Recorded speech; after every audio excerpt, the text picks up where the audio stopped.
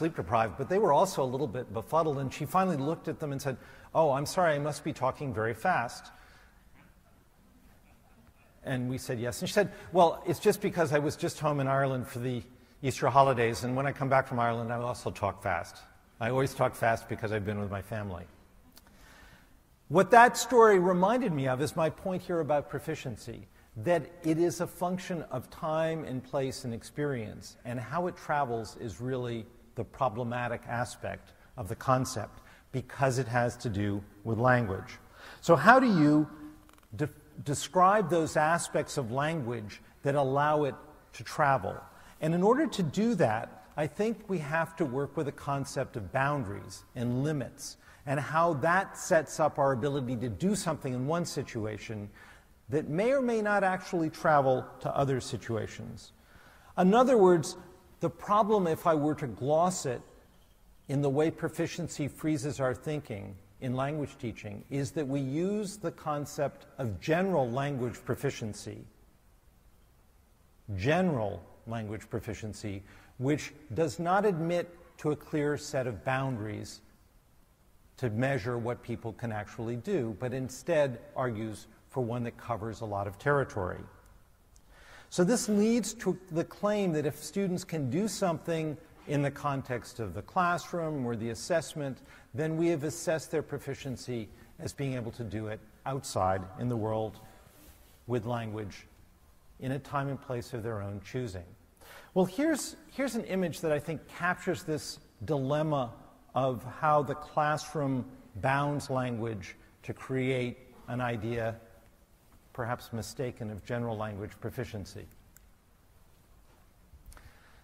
It's of a sculpture in Florence that I came across when I was there at a workshop, and I went for a walk and saw this and said, man, this is exactly what I'm hoping to talk about and work on in the workshop.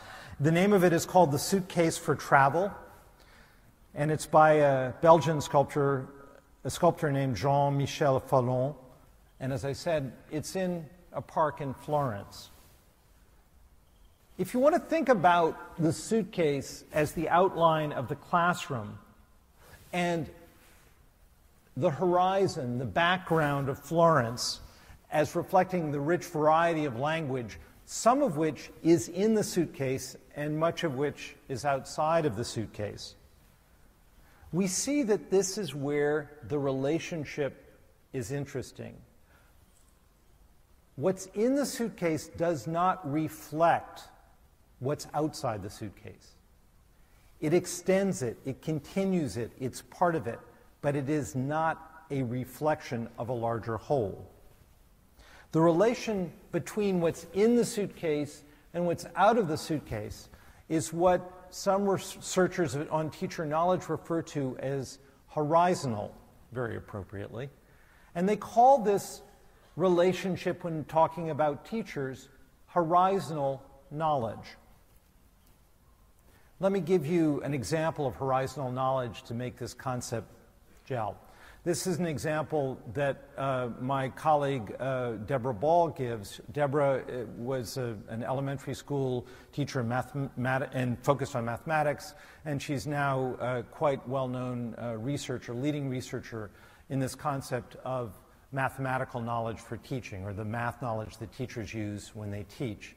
And Deborah talks about horizontal knowledge. I believe she may have coined the term, and she gives a great example of it. She talks about when she was teaching grade 2 second graders, and they were learning to subtract. And in the subtraction lesson, what she was doing was asking the students to generate hypotheses or rules about how subtraction might work, in the spirit of trying to get them to think beyond just arithmetic manipulation of figures. So the kids were working, and a kid came up to Deborah and said, I have a rule.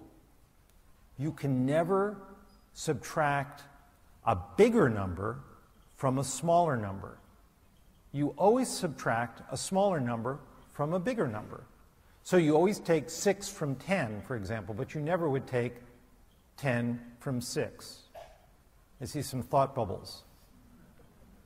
So picture yourself as this teacher, where you have literally a beat to answer. Do you say, yes, that's right? Well, it is right for second grade, and it is right if all you know is positive numbers. But you're going to get into deep trouble in grade 4 when we hit negative numbers and you find that you can, in fact, subtract a bigger number from a smaller number. So do you say, well, actually that's not quite right? Well, then you sort of defeat the whole notion of generating rules from your experience and understanding the subject matter in that way. So how do you answer that question? I've never heard Deborah say what she actually said as the answer. But do you understand how that's a very good example of horizontal knowledge? It's both what you have to know at the moment, but also how you have to project it outward toward the future. The future of the subject matter, the future of the child or people learning the subject matter, and how all of that converges, not, as I said in the picture of the suitcase, as a reflection of what's inside, but as a horizon that extends. Well, I use this idea of horizontal knowledge around proficiency because that really is, I think, where we get stuck and have the issues about the relationship between what goes on in the classroom and how it is used in the world. Horizontal knowledge in the language classroom, I would say, is the suitcase problem. In order to capture language and bound it in the classroom, we have to give language attributes that it doesn't have and it didn't ask for, but we give them to language because it has arrived in our suitcase of the classroom. So we give it grammar, and we give it 4 skills, and we give it levels, and we give it tenor and voice, and you can go on with the very meta concepts that we use about language. But we have to be clear, those are not a function of language, they're a function of the suitcase in the classroom. And they allow us to then chart the relationship between what's inside and what we hope will happen outside. I am reminded actually of a wonderful aphorism that captures this point. I heard Professor John Trim speaking at a meeting about the Common European Framework. This was several years ago, but after the framework was well launched. And he was talking about some of the misapprehensions that accompany it, and he made this great statement. He said, the strange thing is